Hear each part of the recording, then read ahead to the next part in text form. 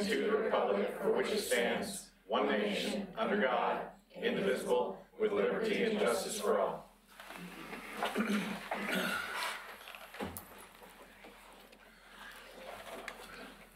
Well, this is one of my very favorite things to do, is to be able to have an opportunity to recognize young folks in our community who have done good things.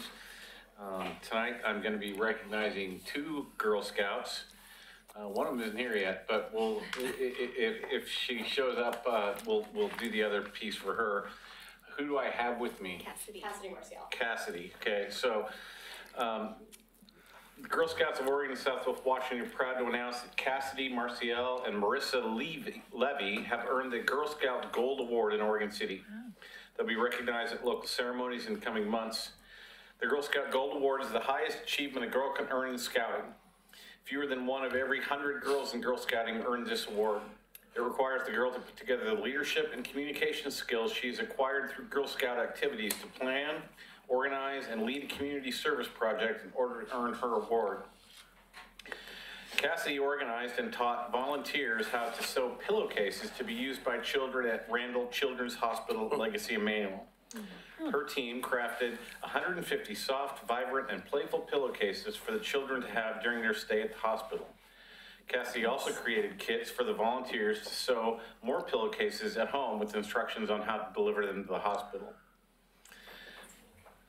So, in response to that, I gotta see which one I've got here. Yeah, it's this one here. So, did you give me a microphone? I did not. Well, it's all right, I can use one of these. Okay. So this is, dear Girl Scout Cassidy Marcial, it is my distinct honor to congratulate you on your outstanding accomplishment, earning the highest attainable rank in Scouting, the Gold Award. You've demonstrated strength and qualities of leadership, moral character, competence, and citizenship. Your hard work and dedication working with the Randall Children's Hospital not only reflects well upon yourself, but also brings great pride to your family, your troop, and your city. Best wishes to you for your continued success in your future pursuits and endeavors. Mayor Dan Holliday, City of Oregon City. And there is a signed certificate to go along with that. Thank you so much. Congratulations.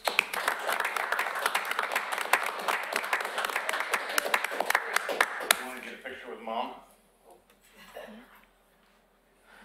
I'll get a picture of Mom. Of course.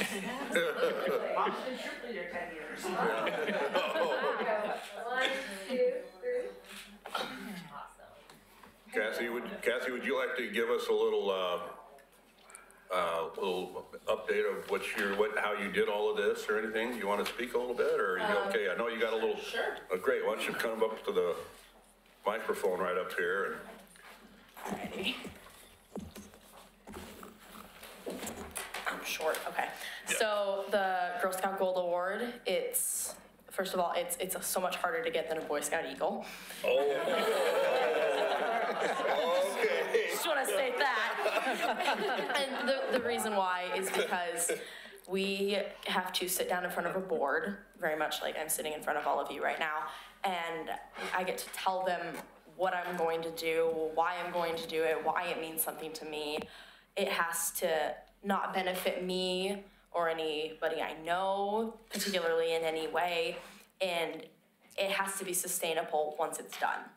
So somebody else has to pick it up or continue it, or people. So for me, it was people have to continue to make pillowcases once I'm finished. So I sit down in front of a board, they talk it through, I tell them what I'm going to do, what I think is going to be hard, what I think is going to be easy, and then they sit and discuss it, and they either tell me, yes, this is a great project, go ahead, or they say, come back with another idea, or if you need to fix some things. And then I start the project, I have to go through all the work. So for me, it was using all the money from my cookie sales and donations to buy fabric and setting up events for people in the community to come and sew pillowcases and other Girl Scouts to help sew pillowcases, and then delivering them to the hospital. which originally they were supposed to go to Dornbecker and Randall's. Dornbecker decided against it, so Randall's got more pillowcases. And then I get to sit in front of the board again once it's all done. And they can then still tell me it wasn't enough. So clearly they liked it and they said that it was enough. So, and then they give me my award once they've discussed it and talked through it and listened to me say what was hard, what was easy, what I could have done better, what I think went really, really well, and how it's going to continue throughout the years. I had to put in over 80 hours. Yeah, that's what I was wondering, how long did it take? What was the duration of when you thought about this to when you delivered pillowcases? About a year. Yeah. About a year's worth of work. But then again, how many hours from the very beginning of your scouting career to get to that point? Mom, maybe you want to help us out there, huh? That's third grade thinking about when I was gonna do something with this to my senior year of high school. Right. Wow. Okay, well, congratulations. Thank you. Congratulations. so much. Yeah, very good.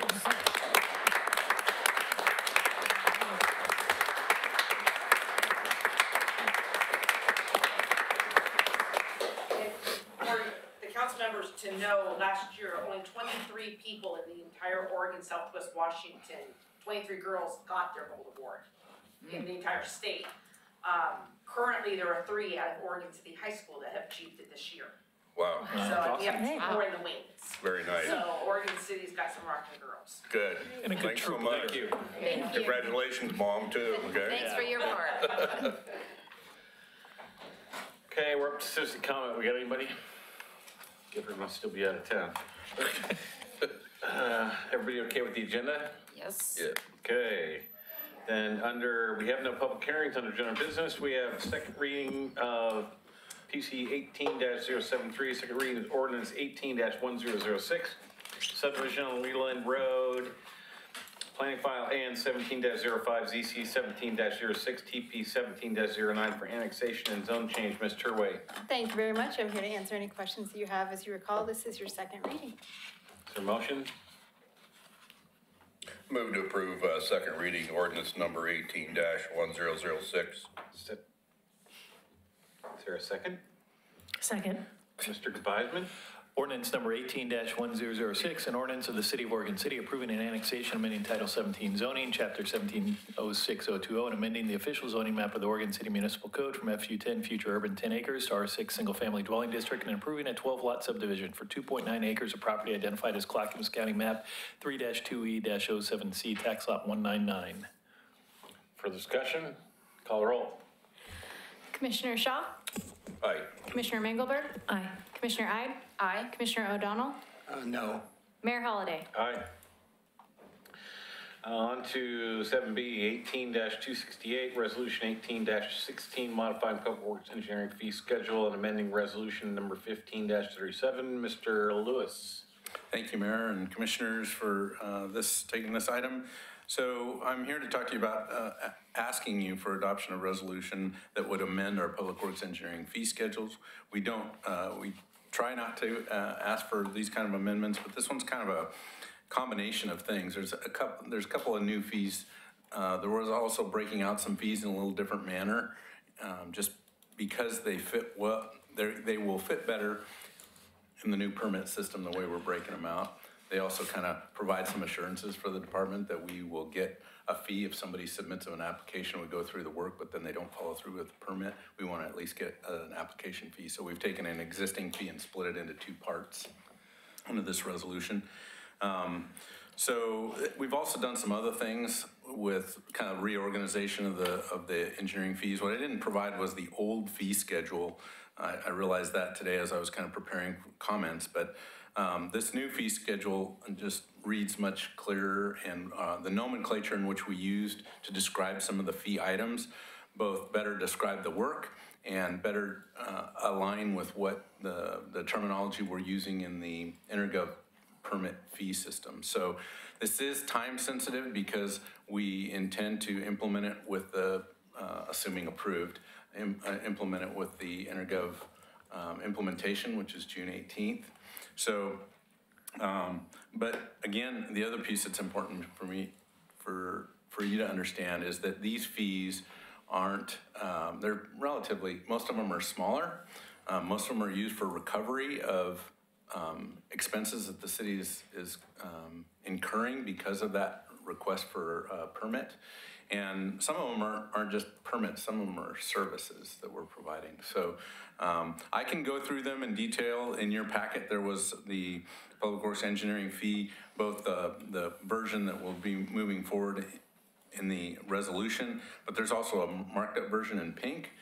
I can go through that if I need to. It's pretty clear. We had an explanatory statement as well, so. Has everybody had a chance to review? Yes, I read it. I don't need to hear it again. Okay. Okay, Then is there a motion? any other questions? Move to approve resolution 18-16, modifying the Public Works engineering fee schedule. Seconded. For discussion, call roll.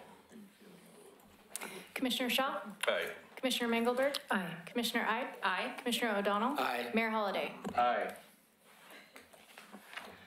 All right, on Thank the you. consent agenda, anybody want to pull anything off the consent agenda? Is there a motion? Move to approve the consent agenda. Second. Moved by Commissioner Mengelberg, seconded by Commissioner Ide. Call the roll, please. Commissioner Shaw, Aye. Commissioner Mengelberg, Aye. Commissioner Ide, Aye. Commissioner O'Donnell. Aye. Mayor Holliday. Aye. Mr. Manager. Just 3 quick updates tonight. We'll start with an update from Mr. Lewis. So, city manager asked me to give you an update on the 99E Rockfall project. You've probably heard of it.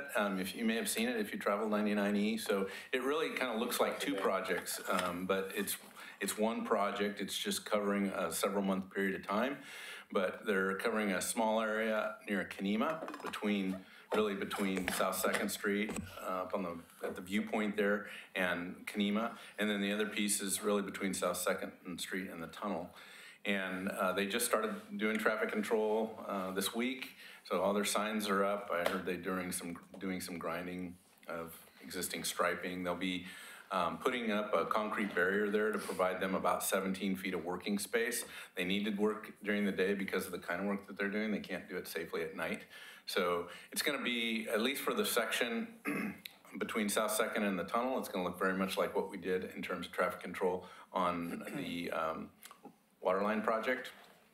And Just going to be a lot longer. it's going to be a lot longer. So they've broken it up into 2 phases. The first phase that they're going to work on is the Kenema side, and they want to finish that by July 4th or the July 4th holiday weekend, and then come back and move on to the other side, which is kind of more aligned with the McLaughlin Promenade area.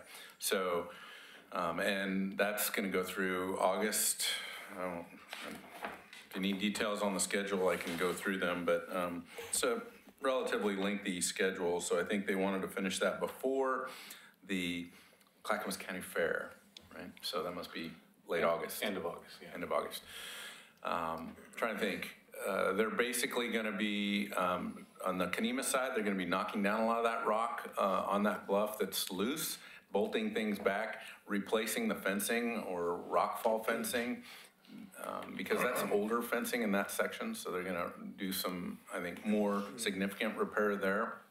And then they're actually scheduled to repave that section of 99E when they're all said and done, from lane to lane, I mean, the full width.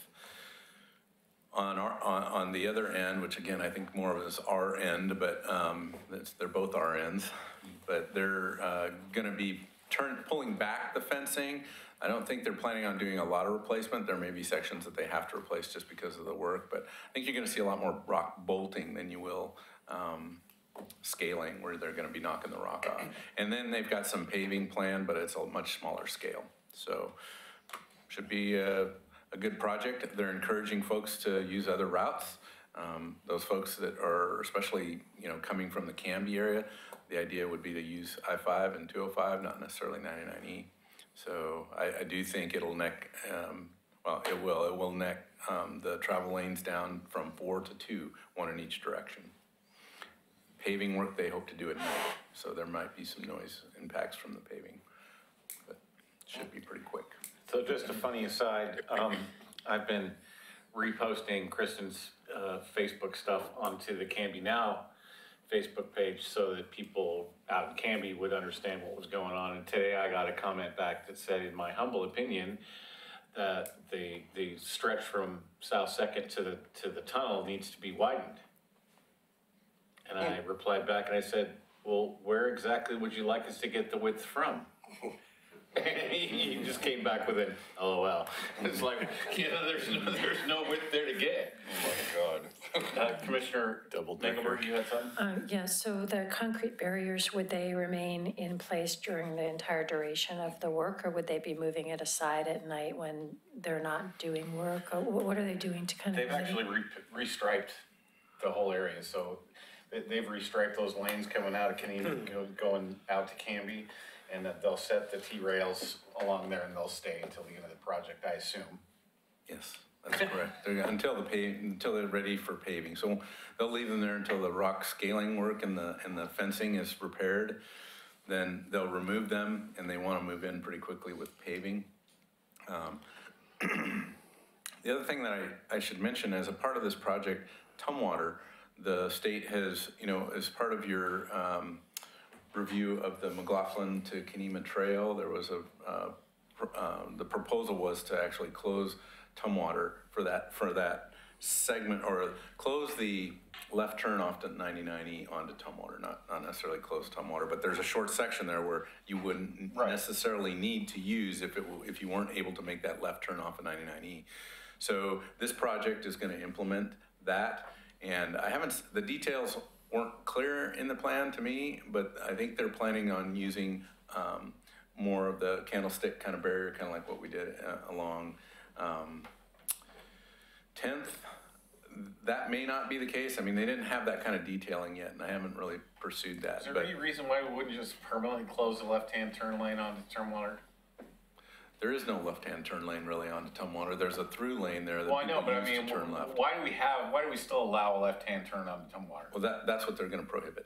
But only during the construction phase, right? No, permanently. Permanently. Well, Permanently. just put a T-rail across it. Yeah, so we want that through connection to remain, because if you may not know this, but when there's a problem on 99E south of South Second, the detour route tends to go up South End Road and up and over to Canby. An extended closure, South End is load limited, so the reality of big trucks that use 99 that get stuck on there, obviously if it was a real long, they'd be discouraging trucks and maybe prohibiting trucks from using 99. But the emergency plan includes a turnaround that would take them onto South Second around Tumwater and back out onto 99. Oh, okay. So, because people have suggested, why not just, even ODOT has suggested, why not just put up curbs there and re-landscape it and completely abandon that. And we just have some concerns about that too, so. That same discussion came up when we were talking about the Canema Trail, about the use of that offshoot. Right. Yeah, So, being dangerous. Understood. Yeah. Well, as far as what function it would serve in the event of a 99 closure. Oh, right. Next, I have an update from Ms. Riggs. I just wanted to remind the commission that every other year, Oregon City hosts the Clackamas Cities Association Dinner. This year, we will be hosting it this month, which will be June 28th. And thank you to Commissioner Ide for a great suggestion. We're gonna hold it at the end of the Oregon Trail.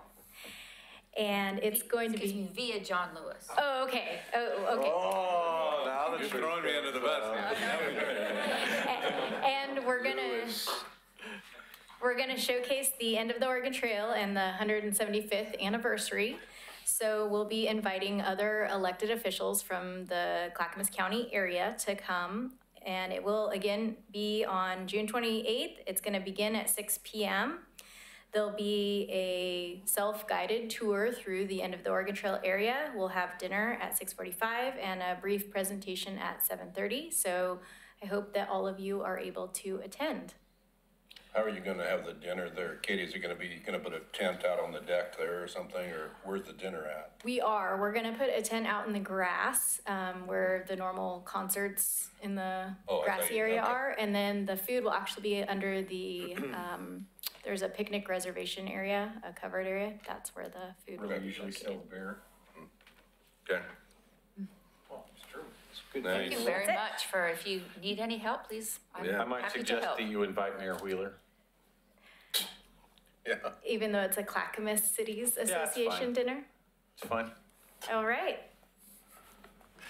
And I'm gonna put Jim on the spot here, just provide a brief update on Officer Day and the award. So. You just got back. Read this. Are you sure? I honestly don't know much about it. Yeah, you got an award. I'll help you Another. if you wish. Yeah, would you, Nancy? Yeah. Can I See, you defer? were keeping up Just in your glad you, convalescence. but can you hand me that? I could, Yes. Please. Please. Okay, so every year, Clackamas County honors to the year's Community Impact Award winners. And this year, one of the categories is a promising startup. And Officer Mike Day, through his role as the homeless liaison officer, was awarded this award this year as the promising startup. And there's a very nice little picture of him that you can go to the Clackamas County website under Community Impact Awards and read all about it. So we just wanted to make sure everyone knew about that, and once again, encourage Officer Day in the difficult job that he does every day working with our homeless people. That's it. That's all I have for tonight. Commissioner Shaw?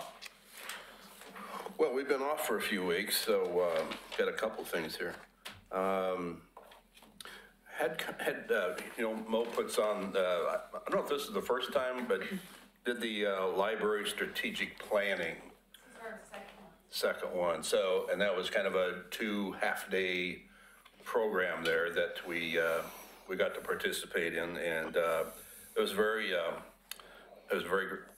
well put together, and I hope that we got everything accomplished, Mo, that you wanted. So, but it was very good. I mean, we got a new library there. Now we got to figure out how to proceed with here in the future with. So, went to the Wilsonville, or the county dinner, which happened to be at the World of Speed there in Wilsonville, and that was exciting. You know, that I walked through that thing. I said, we got to step it up here in Oregon City, and I think that's when Nancy and I and John were at the dinner there, and I think, that's when this idea of we're moving this thing to the EOT instead of the MOOT, so we got to step it up from Wilsonville here. So went to the cemetery for the Memorial Day program there, and wanted to congratulate Phil Lewis. He's not here right now, but what a great program that was, as usual. OCBA, got to meet Kurt Schrader finally. I'd seen him and heard about him and stuff, never really got to meet the guy. Never met Kurt? I had never met Kurt before, and just nice guy, had a nice conversation with him. Then went to the groundbreaking for the Jardin building up at the college, and that was a nice program up there too. So, and I think that yesterday was, there's this national program, and I think Commissioner Wright, I think you went to the second part of this, but, and maybe you want to speak about this a little bit too, but it's a national program. It's called Let's Dine Together. And it's put on at the high school. Come to find out, this started East Coast someplace, but they're seeing a lot of these students, high school students, that would eat lunch by themselves. And so they've started this campaign where they have someplace in the high school where these kids can actually come and are invited to come and sit and have lunch together. And they just started this at the high school up here. And a gal by the name of a student, Shaylee Cooper, had to go through a very intense interview process to become the leader of this program here at the high school, and she got it. And she's, and I wanted another one of the programs that Chief Band is banded together with, has got his 2 resource officers involved with this too. So, so I went up there yesterday. I had the first lunch spill, and then I think Commissioner Wright had the second one. But you go up there, and this classroom is full, and they're eating pizzas, and you really couldn't tell who the students were that were the kind of the folks that kind of ate by themselves, and who the students were that were there to kind of commingle and help and, do all this stuff. but Officer, Plummer, a great guy. He was just sitting there, he says, see that guy over there? He says, 2 weeks ago, that guy wouldn't be in here. You know, and that one over here, and this guy was playing Wii on the bowling thing on the TV and stuff, and you could tell this guy was just giddy about this program, and so was Shaylee, and so it was really kind of a moving thing here watching this, but the one thing I did learn is I went up there, and you have to go in a little early to get checked in, and just as I was leaving the office, the bell rang for lunch. Oh, man, just get out of the way, because those kids are moving, and that thing is full. And they got 2,200 kids in that high school up there, and I think I saw all of them there with about a half hour or so. But anyway, that was a very stimulating thing, and just watching the Girl Scouts tonight and what these kids are doing and stuff is great, so that's it. Nothing? Commissioner Hyde? Just a quick, brief follow-up with that. I think that Commissioner Shaw, as a almost lifelong member of the Optimist Club, the club that helps kids, that was a very, very appropriate rendition of what you did yesterday, and I'm happy that we have you on our team here to be supportive of the kids. So it was a really great day. I do have a couple other things. First of all, I have a question for the commission. I'm wondering if anyone is planning to attend the C4 retreat at the end of this month, and also the West Elected Officials Forum on the 25th. They're just two groups that I think we should be representing, and I'm not asking you to respond. I'm just saying I haven't heard if anyone's going to those. I'm scheduled to go to the retreat, and I have the West Elected Forum on my schedule, and I think Commissioner O'Donnell volunteered to be the other West official for Oregon City. What date is that? Doesn't matter. What year is that? Yeah. And I'm going to the C4 retreat as well. Oh, wonderful. Okay, I just hadn't heard a report, and I was just curious. Did everybody else step back while I was sitting here? Yeah. No. I like that word volunteer, Frank. That was a good word. The last meeting when you were here, we had we were trying to have the discussion about affordable housing. That's when we made a decision. So the West group is being restructured a little bit. It's going to be the mayor and a counselor or commissioner from each of the affected cities, because we're working up towards working with Oregon Consensus on having a mediation to talk about governance. So. That's exactly why I thought it was important to go. And secondly, I also attended the groundbreaking at the Dujardin Hall, and I'm especially excited about that, but I love the idea that they're going to be renovating the transit center there, and I just think that that's the best thing that they could do, you know, just to make the whole college more accessible for transit in just about every respect, from bicycles to cars and buses and more, pedestrian access as well. And let's see, what else? Also attended the first meeting of the Clackamas County Policy Task Force for Affordable Housing and Homelessness. There's about 25 people on that board, or the task force. They are, the first meeting was just kind of to set our goals and objectives and plan our future, some of our future meetings, and as we work towards planning strategically for addressing these issues. We hope to have a goal in mind at the end in order to begin implementation of those goals. So very exciting. It kind of fit the bill for me, and I'm happy to participate. And lastly, does everybody know that former Commissioner Carol Pauley's husband, Craig Pauley, is in the Trans Am bike ride race across the country, 4,400 miles on his bike.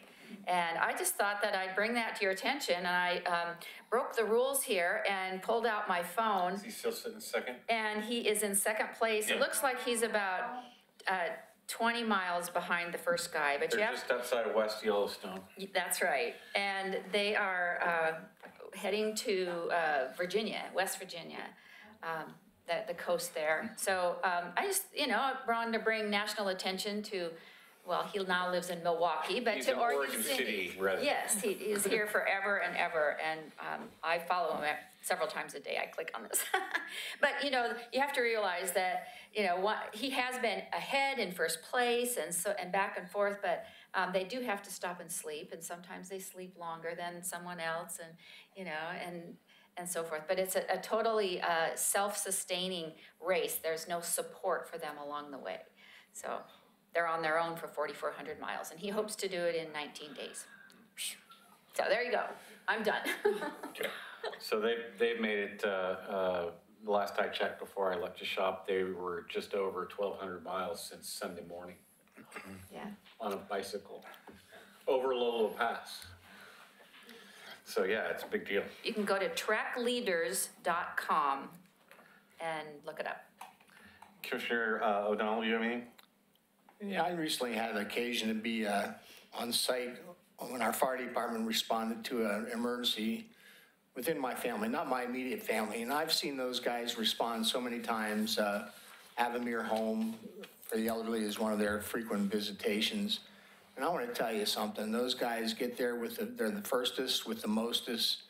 And we are very fortunate with what we have because they do an assessment and they'll make a determination what you need and how you need to be transported. And I've seen them a number of times, and it's not me directly, but I want to tell you I appreciate them. And I guess the other thing I'd say is we often go without celebrating our victories, and these people don't do a great job of calling attention to themselves. But I mean, Mr. Parno, if you've seen what he's done recently in the way of finance savings, bond savings, and long-term savings, I appreciate everything you've done, Wyatt. Thank you. And every day, I mean, I interface with Tony and Conkle and the decisions he makes and the people he deals with. They're difficult situations. John, the same way, and keep the place running. It's much appreciated. So my thanks to everybody in the room. Well deserved. So I've been going through a little bit of a medical issue, so I missed a couple of things. I did not make it to Memorial Day. It's the first time I haven't been there in, 6, 7 years, like that. And due to some business issues, I missed the Willamette Falls Locks Task Force today. Can you give us any kind of an update on what happened at that meeting? Yes, thank you. They adopted a logo. It looks nice. They had a couple meeting where they talked about coming up with an info sheet to describe their project plus the other projects in the area. They talked about potential options or starting to brainstorm lists of how to pay for the opening of the locks and who would take the locks and how that disposition would go. All very preliminary, and then there was a tour of the locks. Okay, thank you. So the last thing is I want to read this. I received a card from Shaylee Cooper, the Pioneer Student Council, and it says, "My name is Shaylee Cooper, and I am a sophomore at Oregon City High School. Officer Plummer, along with my vice principal, and I brought We Dine Together at my school. We Dine Together is a completely student-led movement where I make it a priority to create a positive social atmosphere on our campus. For new incoming students, the club is a welcoming committee. To others, We Dine Together can be a safe haven or space where they can be themselves without fear of rejection. For the school, the We Dine Together is a catalyst for real social change." It's www.wedinetogether.org. To learn more about Be Strong's comprehensive approach and how you can help, I provided a supporter checklist along with an open invitation to join us at one of our meetings. Let's unite as one and help all cities. If you have any questions or concerns, don't hesitate to contact me. Thank you sincerely, Shaylee Cooper. So I wanted to say thank you for that card. And with that, unless there's anything for the good of the order, we're adjourned to executive session.